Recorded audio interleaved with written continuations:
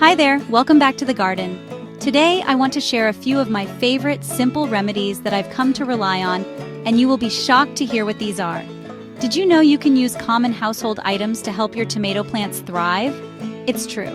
Sometimes the best solutions aren't found in a fancy garden center, but right in your own pantry.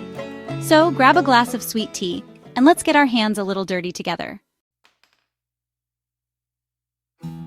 First up is something you probably associate with warm cinnamon rolls or a sprinkle on your morning coffee: cinnamon. But in the garden, this humble spice is a powerhouse. Its natural properties make it a gentle but effective fungicide.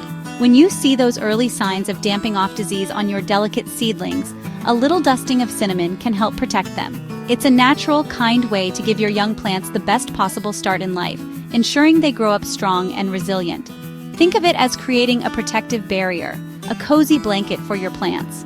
It works by disrupting the enzymes of common fungi, stopping them before they can take hold and cause damage. I like to just sprinkle a light layer directly onto the soil surface around the base of my tomato seedlings. It's a simple, preventative measure that feels so much better than reaching for harsh chemicals. It's about building a healthy foundation. Just like when you're restoring an old house, you have to start with a solid, well-protected base. Cinnamon is also a fantastic natural pest repellent. Many common garden nuisances like ants just can't stand the smell of it. Creating a small barrier of cinnamon powder around your tomato pots or garden beds can deter them from marching in and setting up camp. It's a peaceful way to draw a line in the sand, so to speak. You're not harming them, you're just gently encouraging them to find another place to be, keeping your precious tomato plants safe from their tiny feet and curious antennae. And if you're looking to propagate your tomato plants from cuttings, which is a wonderful way to multiply your favorites, cinnamon can help with that too. Instead of a commercial rooting hormone, you can simply dip the cut end of your tomato stem into a little bit of cinnamon powder before you plant it. The spice helps to prevent rot and encourages the cutting to develop strong, healthy roots. It's another one of those simple, resourceful tricks that connects us back to a more natural way of doing things. Now, as with anything good in life, moderation is key. A little cinnamon goes a long way.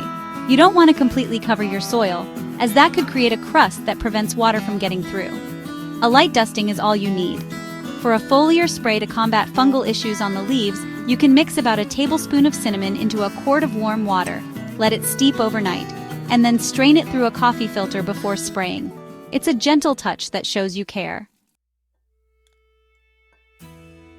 Next, let's talk about something most of us have in our refrigerator: milk. It might sound a little strange to pour milk on your plants, but it's an old-timer's trick that really works. Milk is a fantastic tool for preventing common fungal diseases like powdery mildew, which can be a real heartbreaker for tomato growers. The proteins in milk, when exposed to sunlight, create a natural antiseptic effect that discourages fungal spores from taking hold on the leaves of your plants. It's a gentle, preventative shield. The key is to use it as a diluted spray. I like to mix 1 part milk, skim or whole, either works, with about 9 parts water. You want a very diluted solution. Then you just pour it into a spray bottle and lightly mist the leaves of your tomato plants, making sure to get the tops and undersides. It's best to do this on a bright, sunny day so the sun can work its magic with the milk proteins. It feels like you're giving your plants a nourishing spa treatment. Beyond disease prevention, milk also provides a valuable source of calcium for your tomato plants. Calcium is so important for preventing blossom end rot, that frustrating condition where the bottom of your beautiful tomatoes turns dark and mushy. A lack of calcium is often the culprit. By providing a little extra through a milk spray or a diluted soil drench, you're helping the plant build strong cell walls, which leads to healthier, more perfect fruit. Think of it as a very gentle, low-dose fertilizer. It's not going to replace your regular feeding schedule, but it provides a nice little boost of calcium and other micronutrients that contribute to the overall health and vigor of the plant. When you're pouring the diluted milk mixture around the base of the plant, you're feeding the soil and the beneficial microbes within it, creating a richer, more vibrant ecosystem for your plant's roots to grow in. It's all about nurturing the whole system. But just like with cinnamon, you have to be careful not to overdo it. Too much milk can lead to other problems, like foul odors as it spoils or the growth of other, less friendly bacteria. The 1:9 milk-to-water ratio is really important. Using it once every couple of weeks during the peak growing season is plenty. It's a supplement, a helping hand, not a replacement for good watering practices and a balanced fertilizer. It's about finding that perfect balance. This last one might be the most surprising of all. Iodine. The little brown bottle you keep in your first aid kit can actually be a secret weapon for your tomato plants. Now, this is one you have to be especially careful with, as a little goes a very, very long way. But used correctly, iodine can play a role in boosting plant metabolism and increasing its resilience to stress, whether that's from heat, drought, or disease. It's like giving your plants a tiny little vitamin shot. Research has shown that in very small quantities, iodine can help increase the yield and even the nutritional content of your tomatoes. It's considered a beneficial micronutrient for some plants, helping with processes like photosynthesis and nitrogen absorption. The goal is to provide just a trace amount, mimicking what might be naturally available in certain rich coastal soils. It's about fine-tuning the plant's environment to help it reach its absolute full potential. The safest way to apply iodine is through a highly diluted solution.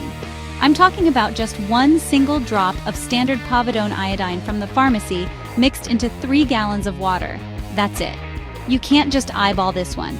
The concentration is critical. Once it's thoroughly mixed, you can use this water for one of your regular waterings, applying about a pint of the solution to the soil at the base of each mature plant. It's a once or twice a season kind of treatment. Another method is to add that same single drop to your liquid fertilizer mix before you feed your plants. This ensures it's distributed evenly and absorbed along with the other essential nutrients your plants need. The idea is not to shock the plant system, but to introduce this beneficial element in a way that the plant can easily process. It's a delicate touch, a whisper of encouragement rather than a shout. This is advanced level care, showing a deep connection to your plant's needs. I cannot stress this enough. You must be incredibly cautious. Iodine is toxic to plants and people in high concentrations. More is not better here. Using too much can burn the roots, stunt growth, and kill your plant. Always dilute it properly and never apply it more than a couple of times throughout the entire growing season. When used with respect and precision, it can be a wonderful tool, but it demands a mindful and careful approach from the gardener. And there you have it. 3 simple items from around the house that can give your tomato plants a helping hand. It's amazing what a little cinnamon, milk, and iodine can do when used with intention. Gardening is so much more than just putting seeds in the ground. It's a relationship. It's about observing, listening, and responding to what your plants need. It's a slow, beautiful dance that teaches us patience and rewards us with the sweet taste of a homegrown tomato. Remember, these are powerful remedies, so it's important to use them with caution and moderation. Always start with a small amount or a test patch to see how your plants respond. Every garden is its own unique little world, and what works for mine might need a little tweaking for yours. The most important thing is to be gentle and mindful, to nurture your plants with a caring hand. That connection is what makes a garden truly come to life. I hope these ideas inspire you to look at your pantry in a whole new light and to try something new in your garden this season. There's so much joy to be found in the process. Thank you for spending a little time with me today. Now, let's get out there and grow something beautiful and make sure to subscribe to our channel for more great tips.